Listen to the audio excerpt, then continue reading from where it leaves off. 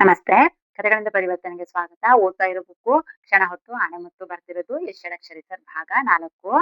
Chapter ಹೆಸರು ಇವತ್ತೊಂದು ಹೊಸ ಚಾಪ್ಟರ್ ನೋಡೋಣ. ಚಾಪ್ಟರ್ ಹೆಸರು ಬದುಕಿನಲ್ಲಿ ಯಶಸ್ವಿಯಾಗಲು ಮಾತುಗಾರಿಕೆ ಅವಶ್ಯಕ ಅವಶ್ಯಕವೇ ಅಂತ ಕೇಳ್ತಾ ಇದ್ದಾರೆ.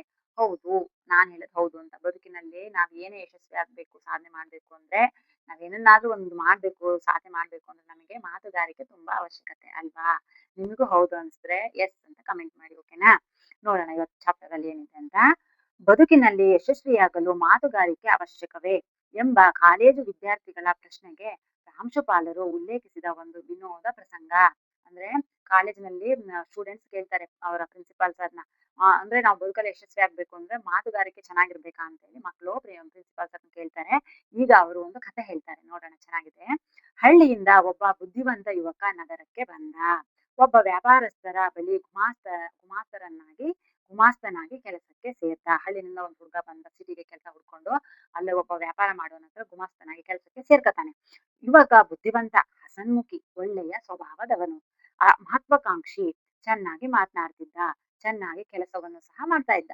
ಕೆಲವೇ ತಿಂಗಳಲ್ಲಿ ವ್ಯಾಪಾರಸ್ಥರಿಗೆ ಸಲಹೆಗಾರನಾದ. ನೋಡಿ, ಗುಮಾಸ್ತನಾಗಿ ಸೇರ್ಕೊಂಡ, ಇವನ ಕೆಲಸ ನೋಡಿ ಅವರ ಯಜಮಾನ್ರು ಅವನನ್ನ ಸಲಹೆಗಾರನನ್ನಾಗಿ ಕೆಲಸಕ್ಕೆ ಸೇರ್ಸ್ಕೊಂಡ್ರು. ಆಗಿನ ಕಾಲದಲ್ಲಿ ಆತನ ಮಾಸಿಕ ವೇತನ 1,000 ರೂಪಾಯಿ. ಆವಾಗಿನ ಕಾಲದಲ್ಲಿ ಅವನಿಗೆ 1,000 ರೂಪಾಯಿ ಸಂಬಳ ಇತ್ತು. ಒಮ್ಮೆ ವ್ಯಾಪಾರಸ್ಥರಿಗೆ ವ್ಯಾಪಾರ ಅಭಿವೃದ್ಧಿಗಾಗಿ ಒಂದು ದೊಡ್ಡ ಮೊತ್ತದ ಸಾಲ ಬೇಕಿತ್ತು. ಖಾಸಗಿ ಬ್ಯಾಂಕ್ ಒಂದು ಸಾಲ ಕೊಡಲು ಸಿದ್ಧವಿತ್ತು. ಅದರ ಬಗ್ಗೆ ಮಾತನಾಡುವುದಕ್ಕಾಗಿ ವ್ಯಾಪಾರಸ್ಥರು ಇವನನ್ನೇ ಕಳಿಸ್ತಾ ಇದ್ರು. ಬ್ಯಾಂಕಿಗೆ ಓಡಾಡಕ್ಕೆ, ಬ್ಯಾಂಕಿಂಗ್ ಕೆಲಸ ಅಂದ್ರೆ ಒಂದೇ ಸರಿ ಆಗಲ್ಲ ಅಲ್ವಾ, ತುಂಬಾ ಸರಿ ಓಡಾಡ್ಬೇಕು. ಹಾಗಾಗಿ ಅವ್ರ ಯಜಮಾನ್ರು ಈ ಹುಡುಗನ್ನೇ ಕಳಿಸ್ತಿದ್ರು ಬ್ಯಾಂಕಿಗೆ. ಹೋಗು, ಕೇಳ್ಕೊಂಬ, ಏನಾಯ್ತು ಅಂತ ಹೇಳಿ ಸಾಲ ತಗೊಳಕೋಸ್ಕರ ಪ್ರತಿ ಸರಿನೂ ಅವ್ರನ್ನ ಹುಡುಗನ್ನೇ ಕಳಿಸ್ತಾ ಇದ್ರು ಬ್ಯಾಂಕಿಗೆ. ಆಗ ಆತ್ಮವಿಶ್ವಾಸದಿಂದ ಹೋಗ್ತಾನೆ. ಹೋಗಿ ಬ್ಯಾಂಕಿನ ಮುಖ್ಯಸ್ಥರನ್ನೇ ಭೇಟಿಯಾದ. ಒಂದು ವಾರ ಮುಖ್ಯಸ್ಥರನ್ನು ದಿನಾ ಭೇಟಿ ಮಾಡುತ್ತಿದ್ದ. ಒಂದು ದಿನ ಮುಖ್ಯಸ್ಥರ ಸ್ಥಿರದ್ರೂಪಿ ವಿದ್ಯಾವಂತೆ ಮಗಳನ್ನ ನೋಡ್ದ. ಆ ಯುವಕ ಬ್ಯಾಂಕಿಗೆ ಕೇಳಕ್ ಬಂದಿದ್ನಲ್ವಾ, ಇದು ಲೋನ್ ಗ್ರಾಂಟೆಡ್ ಮಾಡ್ಕೊಳಕ್ಕೆ, ಲೋನ್ ಮಾಡ್ಕೊಡಿ ಅಂತ ಕೇಳಕ್ ಬಂದಿದ್ದ, ಸಿಗ್ನೇಚರ್ ಹಾಕ್ಕೊಳಕ್ ಲಾಸ್ಟ್ ಡೇ. ಅವಾಗ ಅವನು ಅವರ ಮಗಳನ್ನ ನೋಡ್ಬಿಡ್ತಾನೆ. ತುಂಬಾ ಚೆನ್ನಾಗಿರ್ತಾಳೆ, ಅವನಿಗೆ ಇಷ್ಟ ಆಗ್ಬಿಡುತ್ತೆ. ಆಗ ಅವನು ಕೇಳ್ತಾನೆ, ಅಲ್ಲಿ ಹಂಗೆ ಸುಮ್ನೆ ಬ್ಯಾಂಕಲ್ಲಿ ವಿಚಾರಿಸ್ತಾನೆ.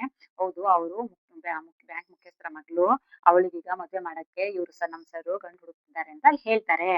ಆಗ ಅವನೇನ್ ಮಾಡ್ತಾನೆ, ನೇರವಾಗಿ ಮುಖ್ಯಸ್ಥರ ಬಳಿ ಹೋಗಿ ಧೈರ್ಯದಿಂದ, ನಿಮ್ಮ ಒಬ್ಬಳೇ ಮಗಳನ್ನು ನಾನು ನೋಡಿದೆ.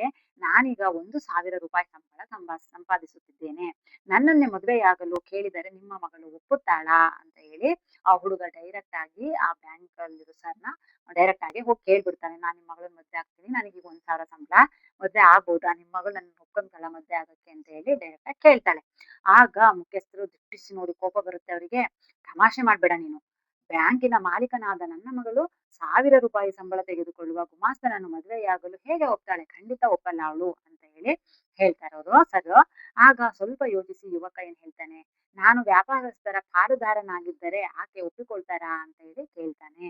ಆಗ ಮುಖ್ಯಸ್ಥರು ಹೇಳ್ತಾರೆ, ಓ, ನೀನು ವ್ಯಾಪಾರಸ್ಥರ ಪಾಲುದಾರನಾಗಿದ್ದರೆ ಅದರ ಮಾತೇ ಬೇರೆ ಎಂದು ಹೇಳಿ ಸುಮ್ಮನಾದ.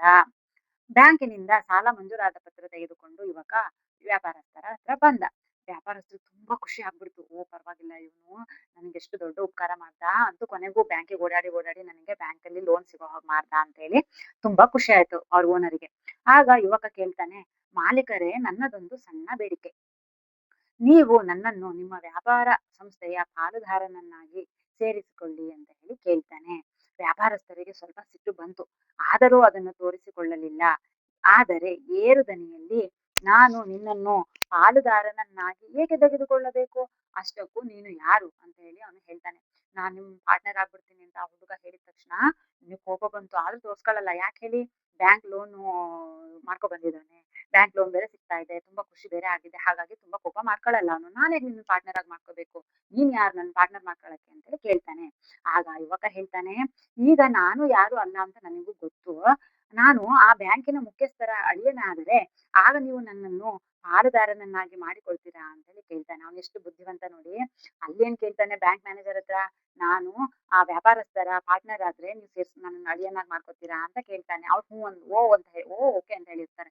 ಇಲ್ಲಿಗ್ ಬಂದು ಏನ್ ಹೇಳ್ತಾರೆ, ನಾನು ಆ ಬ್ಯಾಂಕ್ ಮುಖ್ಯಸ್ಥರ ಅಳಿಯನ ಆದ್ರೆ ನೀವು ನನ್ನನ್ನ ಪಾಲುದಾರನನ್ನಾಗಿ ಮಾಡ್ಕೋತೀರಾ, ಪಾರ್ಟ್ನರ್ ಆಗಿ ಮಾಡ್ಕೋತೀರಾ ಅಂತ ಕೇಳ್ತಾನೆ. ಆಗ ಇವನು ಓಹ್! ನೀನು ಬ್ಯಾಂಕ್ ಮ್ಯಾನೇಜರ್ ಅವರು ಬ್ಯಾಂಕ್ ಸರ್‌ರ ಅಳಿಯ ಆದ್ರೆ ಖಂಡಿತ ನಾನು ನಿನ್ನ ಪಾರ್ಟ್ನರ್ ಆಗಿ ಮಾಡ್ಕೋತೀನಿ ಅಂತ ಇಲ್ಲಿ ಹೇಳ್ತಾರೆ. ಆಯ್ತಾ? ಹಿಂಗ್ ಹೇಳಿ ಸುಮ್ನಾಗ್ತಾರವ್ರು. ಆದರೆ ಆ ಯುವಕ ಮಾತ್ರ ಸುಮ್ಮನಾಗಲಿಲ್ಲ. ಸೋಲನ್ನು ಒಪ್ಪಿಕೊಳ್ಳಲಿಲ್ಲ.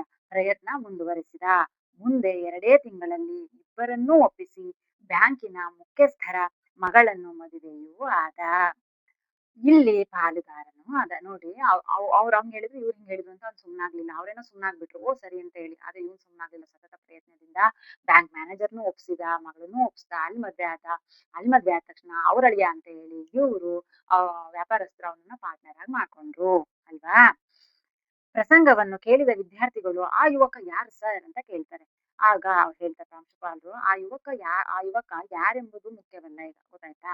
ಅವನು ಮಾತನಾಡೋದು ಹೇಗೆ, ಸೋಲನ್ನೊಪ್ಪಿಕೊಳ್ಳದಿರುವುದು ಹೇಗೆ ಎಂದು ಕಲಿತರೆ ಯಶಸ್ವಿಯಾಗಬಹುದೆಂದು ಎಂಬುದಕ್ಕೆ ಇದನ್ನು ನಾನು ಹೇಳ್ದೆ. ಅಂದ್ರೆ ಅವ್ನು ಯಾರು ಅಂತ ಮುಖ್ಯ ಅಲ್ಲ ಈಗ. ಅವನು ನೋಡಿ ಮಾತುಗಾರಿಕೆಯನ್ನ ಬಳಸ್ಕೊಂಡು ಅವ್ನ ಲೈಫಲ್ಲಿ ಹೆಂಗ್ ಸೆಟ್ಲ್ ಮಾಡ್ಕೊಂಡ ಅಂತ ಹೇಳಿ ಅಂತ ಇದು ಇಂಪಾರ್ಟೆಂಟು. ಅಂದ್ರೆ ಲೈಫಲ್ಲಿ ನಾವು ಯಶಸ್ವಿ ಆಗ್ಬೇಕು ಅಂದ್ರೆ ಮಾತುಗಾರಿಕೆ ಎಲ್ಲಿ ಹೆಂಗ್ ಮಾತಾಡ್ಬೇಕು, ಯಾರ ಹತ್ರ ಎಷ್ಟು ಮಾತಾಡ್ಬೇಕು, ಯಾವ ಟೋನಲ್ಲಿ ಮಾತಾಡ್ಬೇಕು, ಯಾವ ಪದಗಳನ್ನ ಯೂಸ್ ಮಾಡ್ಬೇಕು ಅನ್ನೋದು ನಮಗೆ ಗೊತ್ತಿದ್ರೆ, ಮಾತುಗಾರಿಕೆ ಗೊತ್ತಿದ್ರೆ ನಾವು ಜೀವನದಲ್ಲಿ ಯಶಸ್ವಿ ಆಗ್ಬೋದು ಅಂತ ಹೇಳಿ ಅವರ ಪ್ರಿನ್ಸಿಪಲ್ ಸರ್ ಮಕ್ಕಳಿಗೆಲ್ಲ ಹೇಳ್ತಾರೆ. ಆಗ ಹೇಳ್ತಾರೆ, ಆ ಯುವಕ ನೀವೇ ಯಾಕಾಗ್ಬಾರ್ದು ಅಂತ ಹೇಳಿ ಮರುಪ್ರಶ್ನೆ ಮಾಡ್ತಾರೆ. ಯಾರು ಪ್ರಿನ್ಸಿಪಲ್ ಸರ್ ಮಕ್ಕಳಿಗೆ ಮಾಡ್ತಾರೆ. ತುಂಬಾ ಚೆನ್ನಾಗಿದೆ ಅಲ್ವಾ? ಹೌದು. ನಾವು ಜೀವನದಲ್ಲಿ ಯಶಸ್ವಿ ಆಗ್ಬೇಕು ಅಂದ್ರೆ ಮಾತುಗಾರಿಕೆ ತುಂಬಾ ಇಂಪಾರ್ಟೆಂಟ್ ಅನ್ನೋದು ನನಗೂ ಗೊತ್ತಾಗಿದೆ.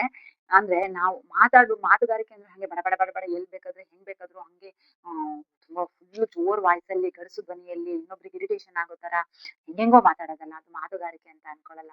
ಮಾತುಗಾರಿಕೆ ಅಂದ್ರೆ ಎಲ್ಲಿ ಎಷ್ಟು ಮಾತಾಡ್ಬೇಕು, ಎಲ್ಲಿ ಹೆಂಗ್ ಮಾತಾಡ್ಬೇಕು, ಯಾವ ಪದಗಳನ್ನ ಯೂಸ್ ಮಾಡ್ಬೇಕು, ಯಾವ ಟೋನಲ್ಲಿ ಅಂದ್ರೆ ಸ್ಮೂತ್ ಆಗಿ, ಸ್ಲೋ ಆಗಿ ಅಂದ್ರೆ ನಾವು ಮಾತಾಡೋದು ಅವ್ರಿಗೆ ಅರ್ಥ ಆಗೋ ತರ ಮಾತಾಡೋದು. ಅದು ಆ ತರ ಮಾತಾಡಿದ್ರೆ ಅದಕ್ಕೆ ಮಾತುಗಾರಿಕೆ ಅಂತ ಹೇಳ್ತಾರೆ.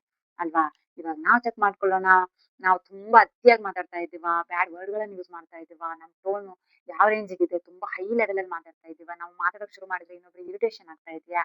ಅಂದ್ರೆ ತುಂಬಾ ಖುಷಿ ಆಗ್ತಾ ಇದೆಯಾ ನಮ್ಮ ವಾಯ್ಸ್ ಕೇಳೋದು ಅನ್ನೋದನ್ನ ನಾವಿವಾಗ ಚೆಕ್ ಮಾಡ್ಕೊಳ್ಳೋಣ. ಓಕೆನಾ? ಮತ್ತೆ ಇನ್ನೊಂದು ಹೊಸ ಚಾಪ್ಟರ್ ಜೊತೆ ಬರ್ತೀನಿ.